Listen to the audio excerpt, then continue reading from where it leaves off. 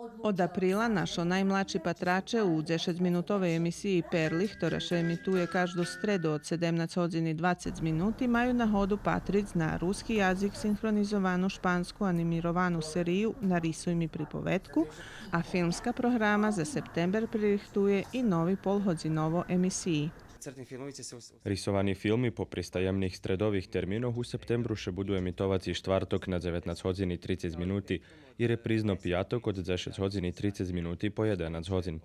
To pripovetky o Montezumi, Montezumov zákon, Vysoké drevo, skazka o najprefinjenšej princezi na Švece, Smijadna žaba i veľi drugi, kotri našo najmladší patrače hodný vidic i čuc. Jak i perši cyklus, novi epizodi tiež synchronizujú kolegyni zo z ruskej redakciji Radija. Mi máme teraz nahodu tu, jak znімаме u televiziji i Patric, to odrisovani film, tako i patrime istočašnje, že jak to ta pripovetka u stvari čeče i jak cala pripovetka slika nastava s našim glasom.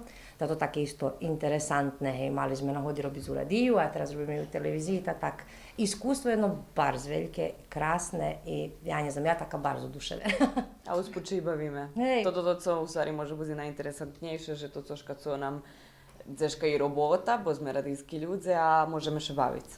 Dneška še zakončuje synchronizacija, a polhodzinovo emisiji budu še emitovať štvrtkami pred našu emisiju Dobri večer Vojvodino.